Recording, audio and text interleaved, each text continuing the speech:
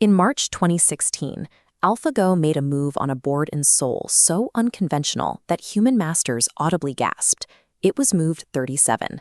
For Beijing, that single match served as a realization that a shift in technological power was underway, and they did not yet own it.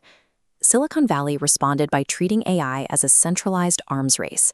Tech giants committed hundreds of billions of dollars to build massive data centers, hoarding the global supply of advanced chips to construct colossal proprietary models. To protect that position, Washington deployed strict export controls. By cutting off China's access to high-end NVIDIA hardware, the goal was to starve their AI development of the computing power needed to train frontier systems. This chart shows the financial reality of that strategy. In early 2025, a Chinese startup called DeepSeek released a model matching American frontier performance. U.S. firms spent hundreds of millions of dollars to train models. DeepSeek achieved the same results for $6 million. The disparity highlights a divide in accessibility. American companies built financial walls around their intelligence, while resource constraints in China forced a move toward a cheaper, more deployable architecture. The United States has spent billions on a strategy centered on hardware dominance and digital minds, assuming that a lead in software is the primary goal of this competition.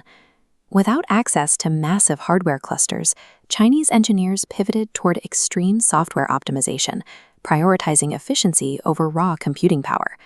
Traditional models activate their entire neural network for every query. Instead, Chinese engineers used a mixture of experts architecture, shattering the digital brain into 256 specialized clusters. Only the fragments needed wake up, reducing energy and allowing frontier AI to run on less hardware. Rather than keeping this efficiency proprietary, China released it globally as open-source software. Today, American startups and global firms are integrating these models because they are faster and cheaper to operate. While the U.S. maintains its lead within a closed software ecosystem, China is positioning its AI to be the default open-source infrastructure for the rest of the world. American frontier models are reaching a data limit. They have nearly exhausted the supply of high-quality public text available on the internet for training. China, however, has a different pipeline. Super apps like Douyin generate a constant stream of high-definition, multimodal video data. This video provides a specific type of training. It teaches AI about the physical world, how objects move, how light reflects, and spatial physics in real time. Mastering these physics is the requirement for moving AI out of a digital cloud and into a physical machine.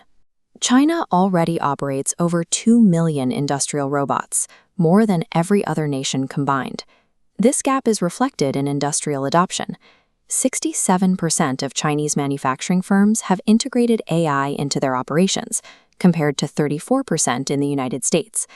In the sprawling factories of Chongqing, this allows for fully autonomous production.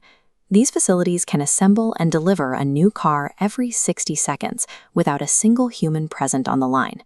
By connecting efficient digital brains to this massive robotic infrastructure, China has shifted the focus of the competition toward the physical economy. The two nations are betting on different futures. The U.S. is prioritizing hardware dominance and closed intelligence, while China is betting on open-source ubiquity and physical integration. This timeline tracked the lead in frontier AI capabilities. While the gap has varied, the U.S. maintains a 7-month advantage in software intelligence over Chinese models. However, this measurement only captures digital performance. It ignores how intelligence is deployed in factories, logistics, or infrastructure. Economic leverage in this century depends on moving that intelligence out of the cloud and into the machinery of global manufacturing and supply chains. The outcome of this race depends on which system successfully embeds its intelligence into the physical machinery of the world.